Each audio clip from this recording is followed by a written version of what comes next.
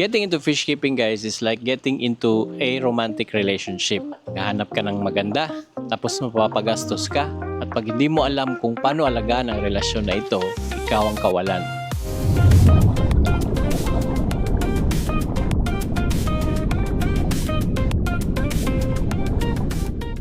So in this video, guys, pag-usapan natin ang mga bagay-bagay na dapat ninyong malaman bago kayo bumili ng inyong first na isda. Kaya here are the things that you need to know before getting into a fish keeping life. So alright, number one, you need to have a sense of responsibility and commitment. So ang fish keeping, guys, is not just like yung bibili ka ng isda, lagay mo sa aquarium, lagay mo sa isang sulok, okay na.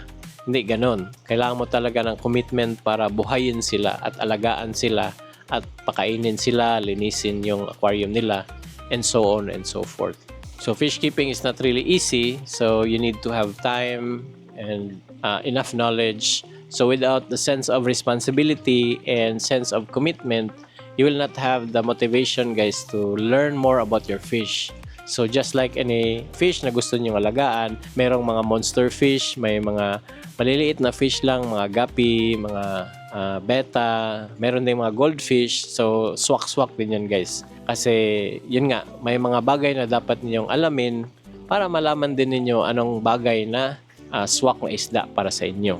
So yun nga, number one, you need to have a sense of commitment. You have to have a sense of responsibility para buhayin talaga. So kahit anong isda, maliit man or malaki, may buhay din sila and kailangan nyo talaga ng commitment na buhayin sila ng masagana at maganda at happy na isda.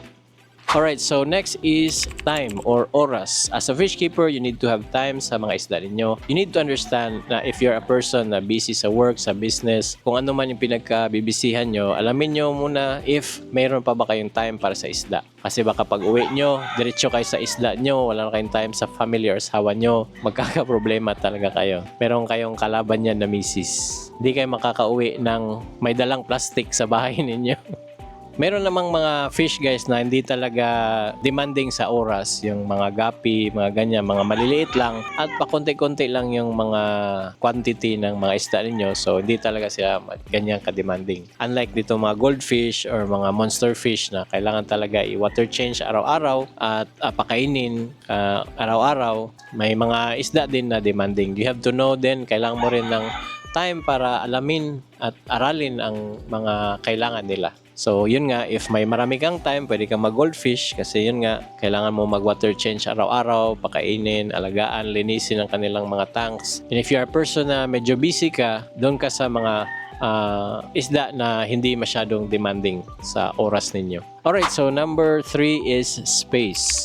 So let's say meron ka talagang urge, sense of responsibility and commitment, meron ka ding oras, marami kang oras para mag-alaga ng isda. Unfortunately, wala kang space. Kasi alam to ng mga fellow fish keepers natin na ang isda ay nanganganak. I mean, yung aquarium pala ang nanganganak at dumadami sila. So just like us, nag-start kami ng isang aquarium, nilalagyan ng benteng isda. Tapos yung nalaman namin na hindi pala yun pwede. So nanganak yung aquarium namin. And to make the story short, naging fish yard na nga kami dito. So you need to have space, guys, if you want to get into serious keeping. If pwede lang talaga may malaking space kami, baka why not mag-farm tayo, di ba? Pero yun nga, this is the limit. So yun, kailangan mo ng space.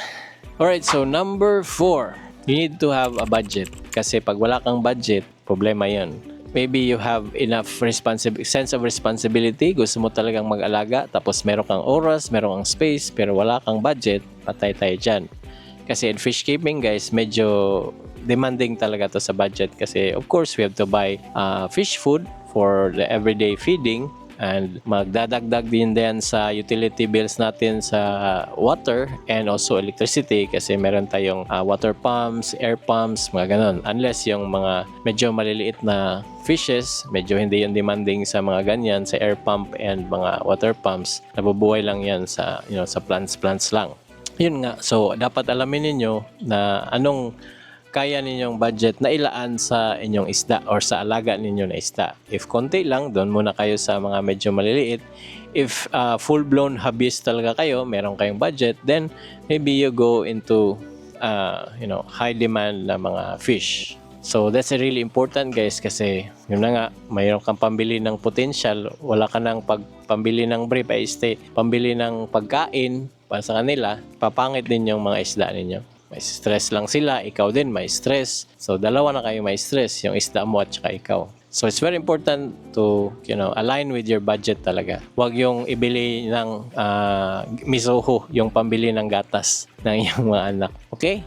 Sa mga ating mga ka-fish keepers dyan, if you think na meron tayong na-miss out na mga things na dapat malaman ng ating mga fellow fish keepers or aspiring fish keepers, comment down below. And if you're a new fish keeper and you're aspiring fish keeper, you want to learn more about fish keeping, make sure to follow us. Don't hesitate to follow us here at Bits and Fishes.